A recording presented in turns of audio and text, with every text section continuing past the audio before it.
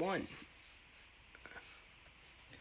Welcome back, everybody, to the That's Debatable podcast. Hope you all are having a wonderful day. I am your host, Josh, and you guys already know the drill. If you're not having a wonderful day, you've come to the right place. I kind of mixed up my own intro there, but it's all good. We have a pretty short show. It depends how long it takes me to get through the predictions, the WrestleMania predictions. We only have 4 things to talk about, including the WrestleMania predictions. Yeah, we shouldn't have a long show today, especially how quickly I get through topics. But before we get into this quick show, don't forget to subscribe to my YouTube channel for my Instagram, guys. It's my link in bio. For my Facebook, guys, it's on my feed. Turn post notifications on all 3 platforms so you're up to date with all the videos and live streams. And when I go live and all that stuff, make sure you're tuning in every weekday at 5 p.m. Eastern to the That's Debatable podcast. But with enough of the self-promotion, let's get straight into the first question. So we're talking some basketball to start off. Who's more important to the Brooklyn Nets? Is it Kevin Durant or James Harden? It's got to be KD, and I've mentioned this before, and I'll say why. I'll tell you guys why. Let me tell you guys something. When Kevin Durant was out for the entirety of the 2019 to 2020 season, including, the hiatus and all that stuff with the coronavirus pandemic, when they got extended into the bubble, they had to play those games, and those 8 games, and then in the playoffs, which, made this season start in December. All that with him being out nearly 18 months. The dude comes back, plays 19 games, and let me tell you guys his numbers. With the 19 games he played, including, he started in 18 of them because there was one game when, he, there's tracing of COVID-19 or whatever, he couldn't start, and they ended up taking him out of the game. But including that game, he played.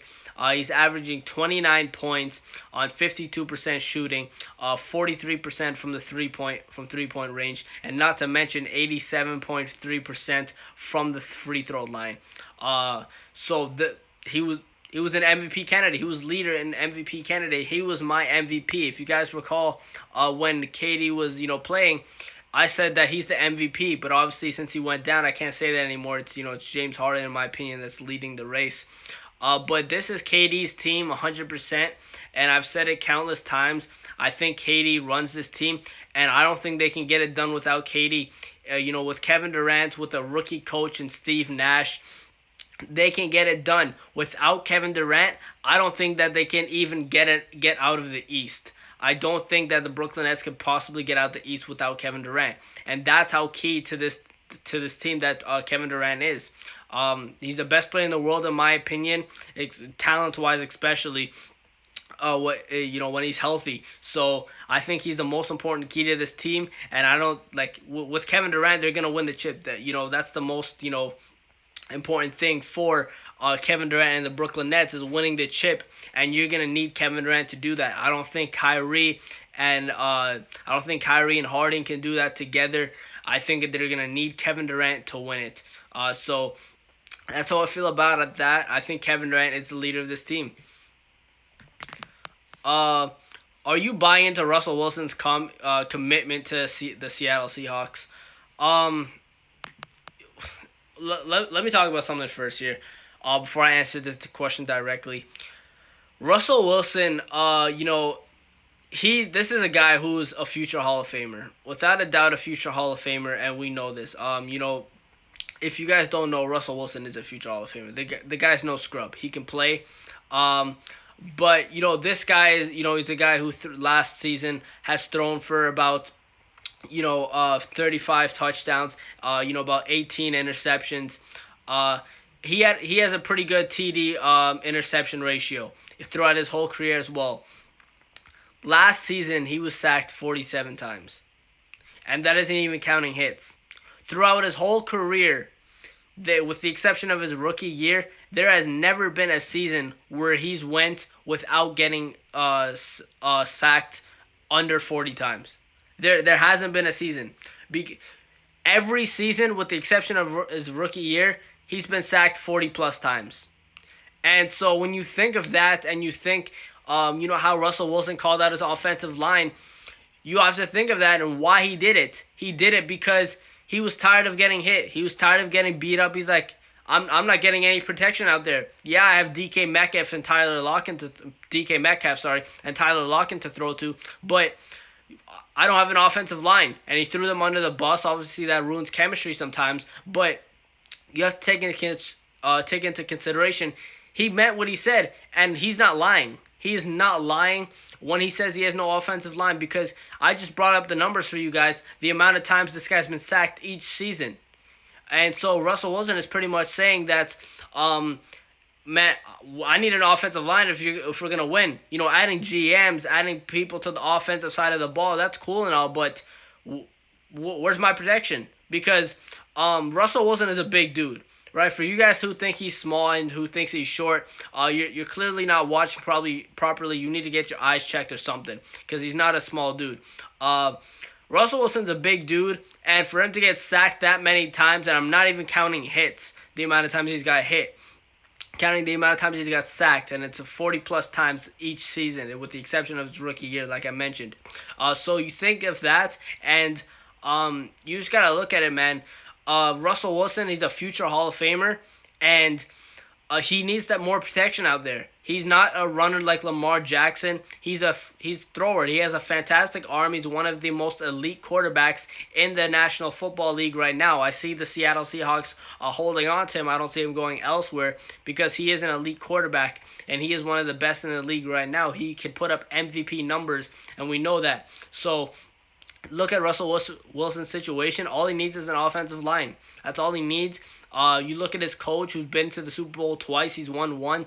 He's won a national champion at USC. They know what they're doing over there. It's just that offensive line that he called out and said, I'm tired of getting hit. I'm tired of getting sacked. I need more protection out there, and we need a better offensive line. And he's not lying at all, and yet still nothing has been done, and I hope throughout this offseason they do something. They make some changes to that offensive line. Next question. What would Kyle Pitts mean for this Cowboys squad? I mean, it would mean that, there would be more offensive firepower, especially for Dak Prescott to throw to, and all that stuff. You have a good offense. That's what it would mean. They would have one of the most peripheral offenses in the National Football League. They would have a very good offense if they added Pitts to the squad.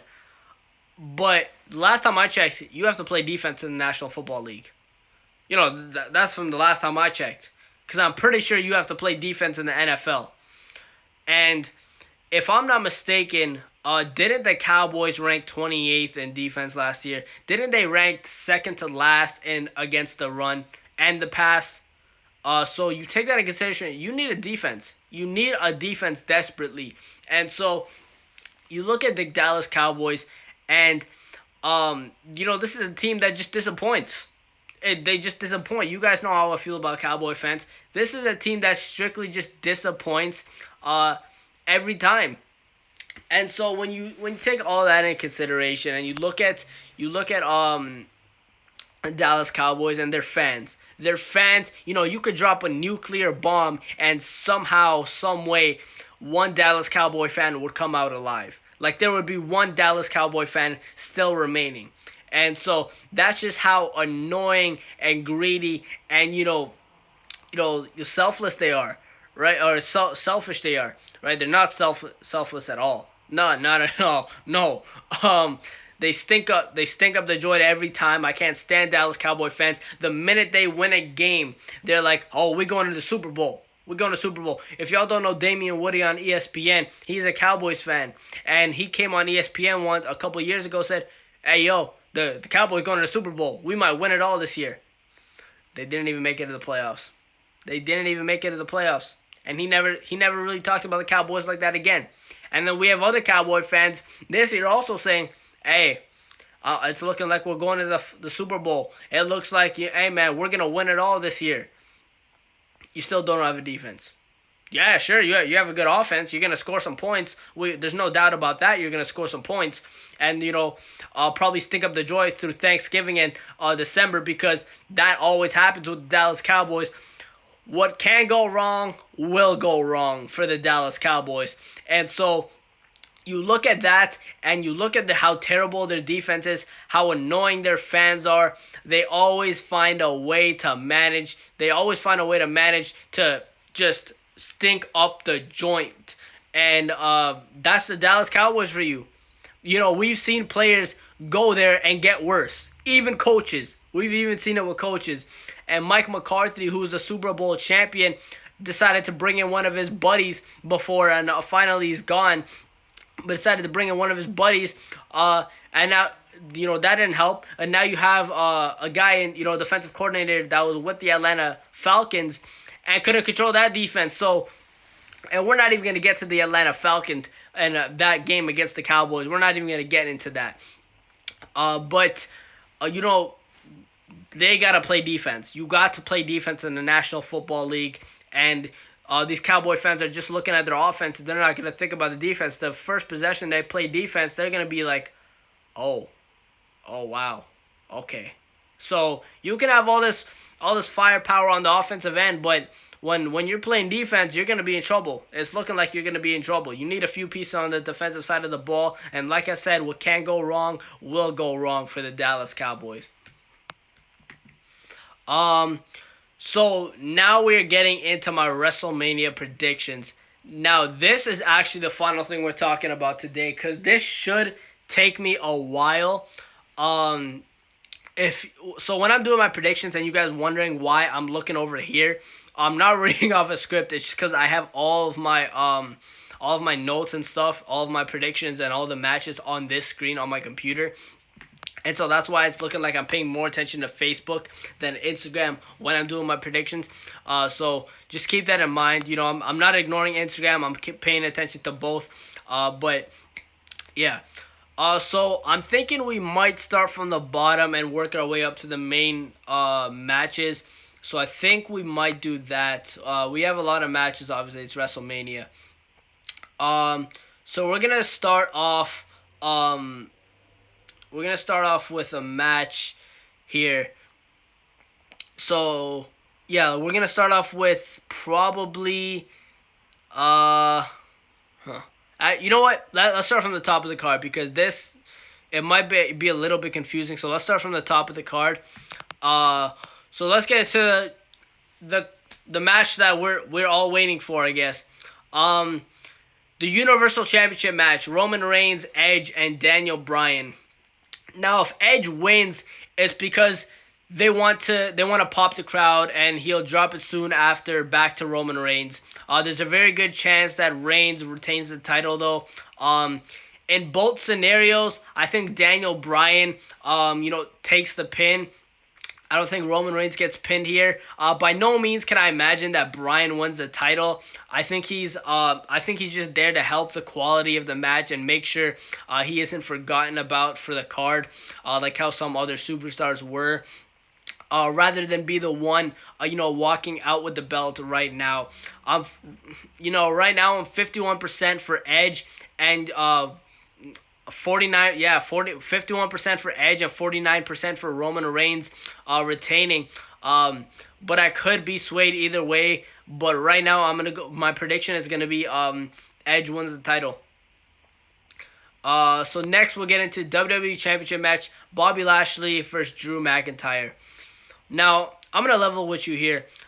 This is not the WrestleMania match I think anyone was hoping for a few months ago. There's no way this was something WWE was working toward over the past year, and that bugs me. That's not a slight towards, that's not no shade towards Lashley or McIntyre. I'm a fan of both of them. The problem isn't what they bring to the table, but how they've been set up for this match, which has been rushed and done all wrong. It's gonna backfire too. I think it's gonna backfire. The idea in mind is clearly that WWE wants McIntyre to win the title from a dominant heel, so he can get that pop that he didn't get, from a lack of a crowd or no crowd last year.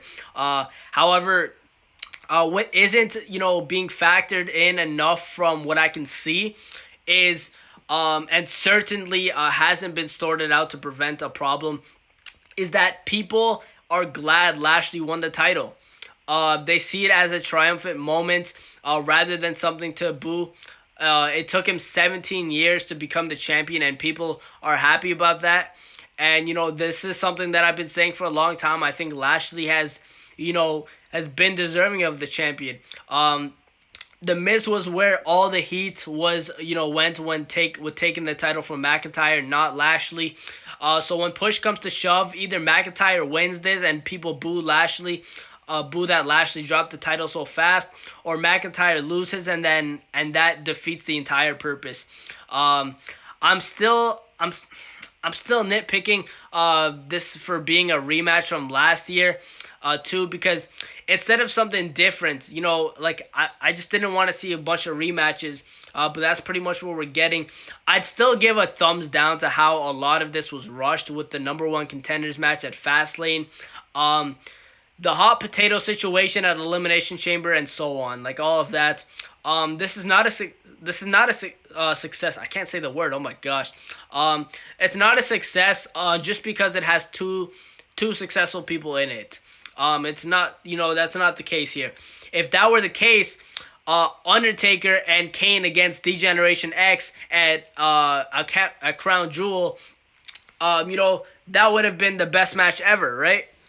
So like that's what I'm saying. I'm also convinced WWE would have gone with Brock Lesnar in Lashley's role if they could have gotten him back and just did a full, rerun, but they couldn't, so Lashley was the backup plan. I have zero faith that this was planned anywhere earlier than the start of February. I highly doubt it. But my prediction here is that Drew McIntyre wins the title.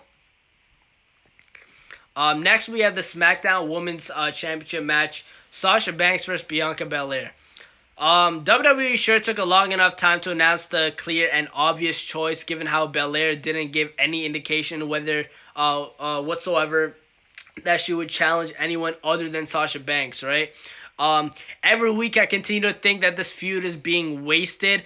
It's been awful, and it continuously doesn't get any better. The fact that it's revolved around Carmella's Samie or whatever, Reginald, more than anything, what is astonishing, and there was no need to have these two fight for the tag titles at both Elimination Chamber and Fastlane.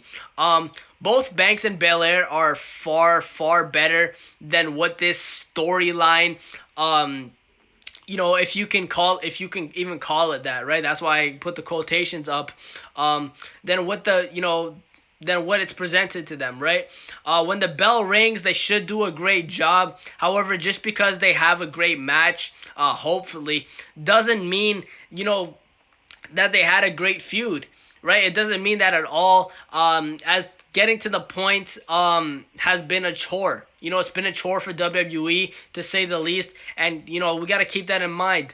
Now, my prediction here, it seems like Bianca Belair, it should win, right? So WWE will probably have Sasha Banks retain just to throw people off. However, I have to still officially predict Belair to win the title. So I'm going with Belair here. But I wouldn't be surprised if WWE threw everybody off and had Sasha Banks retain. Raw Tag Team Championship match, The New Day versus AJ Styles and not Osmos, as I said the other day. The New Day and AJ Styles are fantastic. It will be interesting to see Omos in the ring for the first time, and you can't argue that this isn't, it's not you can't argue that it isn't a fresh match. It's significantly better than if this were just, the Hurt Business against the Lucha House Party or something along those lines.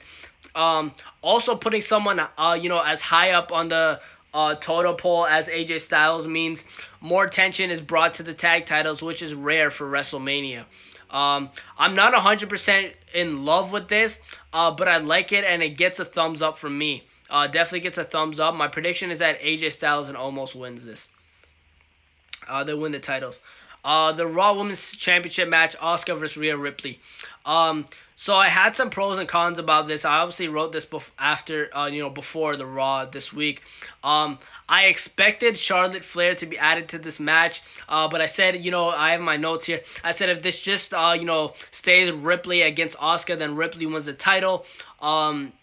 If Flair got added, or there's still a good chance that she can get added, and there's a good chance that she would win the title if she gets added, but an even better chance that Rhea Ripley pins Asuka. It's certainly not Charlotte Flair. Both Asuka and Rhea deserve better than the way this has been approached. An entire year went by with WWE pushing Asuka to the sidelines. Excuse me. She should have had a better run and a more serious feud for WrestleMania. Likewise, Ripley never should have dropped the NXT Women's Championship to Flair last year at WrestleMania. Nor should she have came out and challenged Asuka 3 weeks before WrestleMania. With the way Bianca Belair and against Sasha Banks has been shaped out to be a terrible build, Ripley probably should have just won the Royal Rumble, to be honest. I don't want to see Ripley lose anymore to Flair. I want Ripley to win this title and also beat Flair. She needs to win against everyone, to be cemented as a top star. She can't just be the second best, that Flair stands above. So it can't happen there. Here's hoping WWE stumbles into success with this, and both Asuka and Ripley aren't in a bad spot anytime soon, and Flair is used to being to the best of her ability and all of that stuff, which is immersed in a way. I wrote down here, in a way that doesn't downgrade. It doesn't downgrade either of them. I'm a fan of both of them. I'm a fan of Charlotte Flair as well. I don't think any of this was planned or executed well. Despite how talented all three women are. But my prediction here, obviously right now it's Asuka versus Rhea Ripley, so I'm predicting that Rhea Ripley wins the title here. Next we have Bad Bunny and Damian Priest versus The Miz and John Morrison. WWE went ahead and basically did this. They took a detour and then came back around to the feud on March 15th. I had thought there was a chance Awesome Truth would reform since John Morrison suffered an injury, and R-Truth was still going after the 24/7 champion. Then Bad Bunny just flat out gave R-Truth the title, so there goes that. Thankfully, this has come back around to being a tag team match. This means Damian Priest can stay in most of the match and anchor it, while Bad Bunny can do a spot or two. Then he's hopefully, practice considerably. Celebrities in general mean nothing to me. I've never worshipped any of them, and I don't get why famous people get such immense glorification. But I understand WWE is trying to capitalize on the media coverage they'll get with Bad Bunny, appearance here. So I don't condone them for this. Even if I couldn't care less about Bad Bunny in general. But my prediction here is that Bad Bunny and Damian Priest win. Next we have Randy Orton versus Bray Wyatt. You guys have heard me talk about this before. I couldn't care less. I've seen them fight at WrestleMania. I've seen them fight in the past few months. I do not care. And slapping Firefly Funhouse match. I'm glad they didn't in front of it. Doesn't change my mind. If they decide to do that, nor can I even say I'm excited about a cinematic match, as I've disliked nearly every single one of those. The Fiend is just Bray Wyatt in different ring gear. He doesn't wrestle different enough to wow me. Both are heels, so that's not even a good dynamic. I can't think of anything that would incorporate Alexa Bliss here. That would be awe-inspiring is the word. As they've been exhausted, their creative pull with that, all that stuff. Since all she does is giggle and skip lately, instead of continuously, building on the character with new elements. This rivalry's been lame. And they'll think it's equivalent of a true Undertaker versus Kane type scenario, which it isn't. But my prediction here is that Bray Wyatt wins. The steel cage match: Braun Strowman versus Shane McMahon. This feud has been going. This feud has been terrible. It's literally revolved around Shane McMahon randomly deciding to bully Braun Strowman by I cannot speak today. Calling him by pretty much calling him stupid and nothing else. Awful. Awful rivalry. I'm disappointed they decided to go with a steel cage match for this, to be honest. I don't think that suits their styles, as, both are better brawlers. They're better brawlers being able to, go out of the ring and use weapons. In fact, this is the kind of complete opposite of what they should have done. Complete opposite. Because now you can't even have Strowman run around the ring and do the whole train thing. Baffling decision that I think will backfire. But my prediction here is that, Braun Strowman wins unless the game plan is to have him toss Shane McMahon off the cage and lose to a technicality. So that's how we see that going. Next we have Cesaro for Seth Rollins. In theory, if these two just go out there and have the best match they can have, it should be great. They're not only talented wrestlers, but great friends. So passion and skill shouldn't be any problems at all. I'm looking forward to it, and that's all I really got to say about this match. I think Cesaro wins this match, though. The Intercontinental Championship, Nigerian drum fight, Big E versus Apollo Crews. I'm a fan of both, but here's my problem. They've done this match 6 times already since January. How am I supposed to be excited to see it again? Especially when they're... excuse me. I'm talking too much. Especially when there isn't even a gimmick to spice things up. If they weren't going to build something better, in the meantime to, pivot or something, maybe like a ladder match scenario, as uninspired as that is. And, if they knew they wanted to do this at WrestleMania, they never should have done it. They never should have done so many matches ahead of this. But thankfully WWE went ahead and added a stipulation to this. Unfortunately, it sounds like just like a no disqualification match, with a different name to it. But hey, that's still better than nothing, right? It makes this go from nothing to it goes from something that I had practically zero interest in to something that I have at least a tiny bit of interest in. It's still overkill, and it should have been done months ago and not taken 7 matches to get to this point.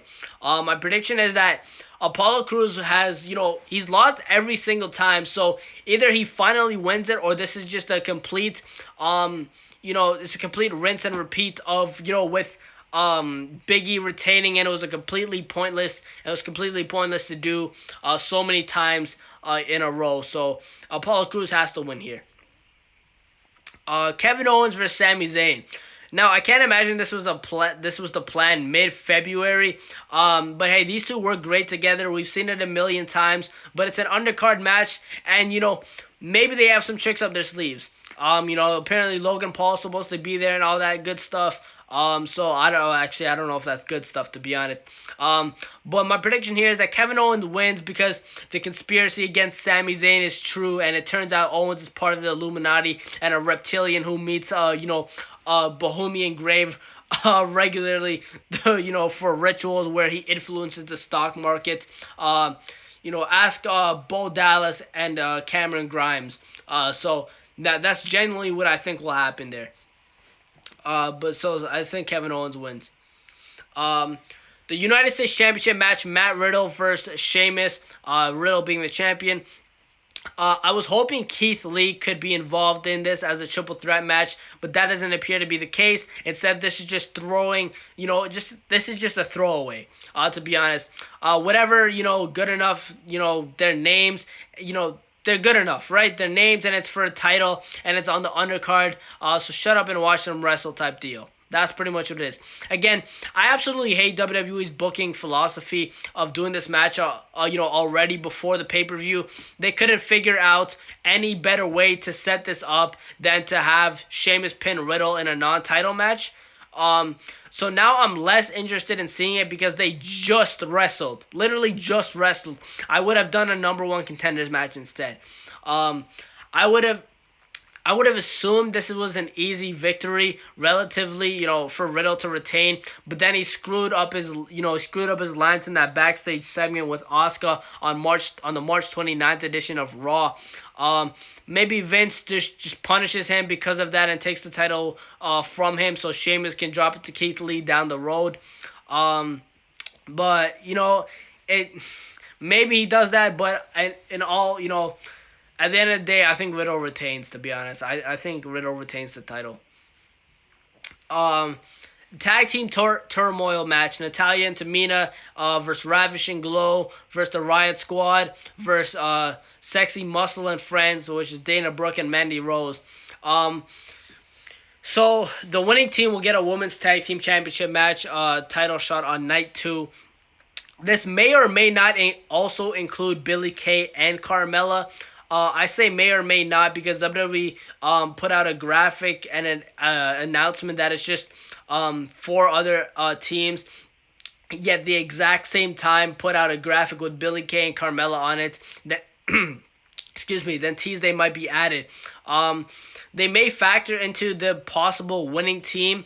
Carmella makes more sense to be involved if they want to play into the Reginald thing, as they've been obsessed with that for months. Otherwise, I'd assume the Riot Squad wins. All in, though, I have the same opinion about this either way. WWE should have, they should have, made it a battle royal at this point for the tag titles. They should have made it a battle royal. That would have been more interesting. Included all the missing stars, Bayley, Nikki Cross, Reckoning, etc., and cut down on the time. These tag team titles have been terrible for the past year. For all the effort they put into making the eclipse for the Raw Women's Championship. Because they consider these storylines like Charlotte Flair's return and temporary reign, that the Lana / table stuff, the golden role models, etc. More Flair's return and temporary reign, the Lana, you think of all that, Flair's return and all that stuff.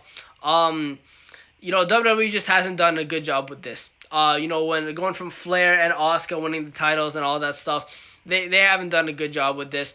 More important, you'd think the tag titles will be in a better position, yet they aren't. This match isn't going to be good. It's not going to be good. The tag title match itself isn't going to be good. So WWE split the difference, and instead of, having one bad match nobody ultimately will care about, it'll be even worse matches that nobody will care about. 2 double the trouble.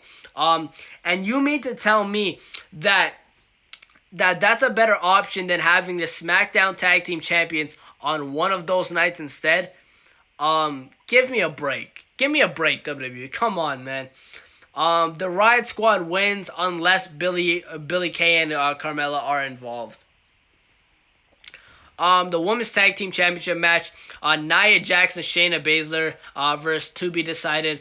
Either they give the title belts to, new champions for, the sake of a popping crowd, or this is just an even bigger waste of time overall. Prediction, the Riot Squad wins, I guess. So now we're going to go into, some, predictions that aren't on the card but could happen. So I'm not going to talk too much about these. I'm just going to shout out my predictions here. The SmackDown Tag Team Championship match, Dirty Dogs and Dolph Ziggler, Dirty Dogs, Dolph Ziggler and Robert Roode, versus the Street Profits, versus Dominic Mysterio and Rey Mysterio, versus Alpha Academy. The match taking place on SmackDown rather than WrestleMania. How ridiculous is that? So absolutely ridiculous. Should have been should have just been on WrestleMania, but so that was terrible booking by them. I think the Mysterios win though. The Andre the Giant Memorial Battle Royal. It literally never matters who wins this match. WWE has shown that every single time for the past 7 years. They've shown the same thing, that they don't care about this match. So what the hell? I'll go with Shinsuke Nakamura. I'll go with Shinsuke Nakamura here. That's all I gotta say about that. That is going to wrap up my WrestleMania predictions and also going to wrap up the show today. 35 minutes is actually not bad, to be honest. So hopefully you guys enjoyed that. My throat is like gone. Like I need some water. But anyway, that's going to wrap it up for today. Hopefully you guys enjoyed the podcast today. Hopefully you guys enjoyed my WrestleMania predictions. Enjoy WrestleMania week. Tonight's NXT TakeOver. I already had my predictions up on the podcast yesterday for that. So I'll see you guys here tomorrow, 5 p.m. Eastern. Take it easy. Stay cool. Stay safe. And I'll see you guys here tomorrow. Subscribe to my YouTube channel. Turn post notifications on, by the way. I'll see you guys here tomorrow, 5 p.m. Eastern. Take it easy. Stay cool, y'all. I'm out.